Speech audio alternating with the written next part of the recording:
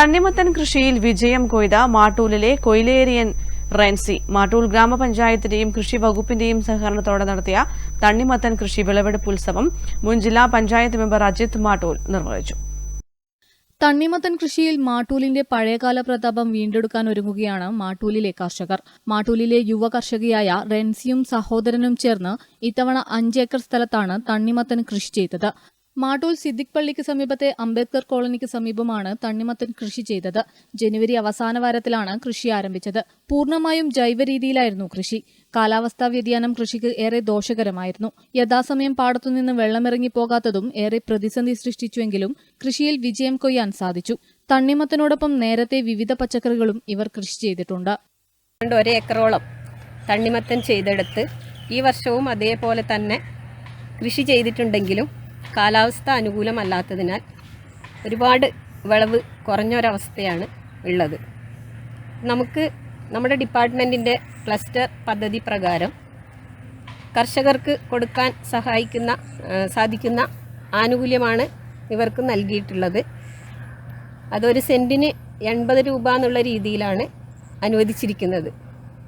അപ്പോൾ ഇവിടുത്തെ പ്രധാന പ്രശ്നം എന്ന് പറയുന്നത് നമ്മുടെ മാട്ടൂലിൻ്റെ പ്രത്യേകത ഇവിടുത്തെ വെള്ളം വാർന്നു പോകാൻ ഒരുപാട് വൈകുന്നുള്ളതാണ്.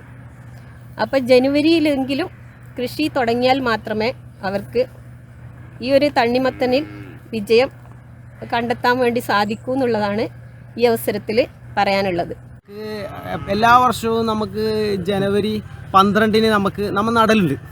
പക്ഷേ ഇപ്രാവശ്യം നമുക്ക് ഈ അണക്കെട്ട് തുറന്നിളക്കാത്തതുകൊണ്ട് JCB വെച്ച് തുറന്നിളക്കാത്തതുകൊണ്ട് അത് ആഗസ്റ്റിലും നവംബറിലും തുറന്നിളക്കുന്നുണ്ടെങ്കിൽ നമുക്ക് ഇവിടെ 1 മാസം മുമ്പിലേ നമുക്ക് വിളവെടുക്കാം. ജനകീയാസൂത്രണ പദ്ധതിയിൽ ഉൾപ്പെടുത്തി കൃഷിക്കാവശ്യമായ സഹായം നൽകാൻ മാട്ടൂൽ ഗ്രാമപഞ്ചായത്ത് കൃഷിഭവനും തയ്യാറായി. കൃഷി ഓഫീസറുടെയും മറ്റ് ജീവനക്കാരുടെയും ഇടപെടൽ കർഷകർക്കേറെ ആശ്വാസമായി. മുൻ കണ്ണൂർ ജില്ലാ പഞ്ചായത്ത് അംഗം അജിത് മാട്ടൂൽ വിളവെടുപ്പുത്സവം ഉദ്ഘാടനം ചെയ്തു. ഒരു കാലത്ത് കേരളത്തിന്റെ വിവിധ സ്ഥലങ്ങളിലേക്ക് തണ്ണിമത്തൻ എത്തിച്ചിരുന്നത് മാട്ടൂലിലെ വയലുകളിൽ നിന്നായിരുന്നുവെന്ന് അദ്ദേഹം പറഞ്ഞു. ഒരു കാലത്ത് മാട്ടൂൽ വത്തക്കയുടെയും വെള്ളരിക്കയുടെ നാടായിരുന്നു. പക്ഷേ കാലങ്ങൾ കുറേ കഴിഞ്ഞപ്പോൾ ഈ കൃഷി മാട്ടൂൽ മേഖലയിൽ ഇല്ലാതായി. അതിന് ഒരു പുതിയ ഉണർവ് നൽകുന്നതിന് വേണ്ടിയാണ് മാട്ടൂൽ കൃഷിഭവൻ്റെയും പഞ്ചായത്തിൻ്റെ നേതൃത്വത്തിൽ കർഷകർക്ക് പ്രോത്സാഹനമായി തണ്ണിമത്തൻ കൃഷി നടപ്പിലാക്കിയത്. പക്ഷേ കാലാവസ്ഥ വളരെ മോശമായതിനാൽ വേണ്ട രീതിയിൽ ഇപ്രാവശ്യം ഈ കൃഷി നമുക്ക് വിജയകരമായി മുന്നോട്ട് കൊണ്ടുപോകാൻ സാധിച്ചിട്ടില്ല.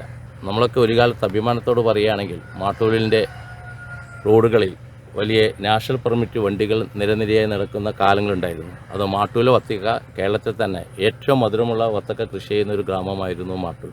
മാട്ടൂൽ കൃഷി ഓഫീസർ K. പ്രീത, കൃഷി അസിസ്റ്റന്റ് ഡയറക്ടർ B. സുഷ തുടങ്ങിയവർ സംബന്ധിച്ചു. News bureau, Pazhayangadi.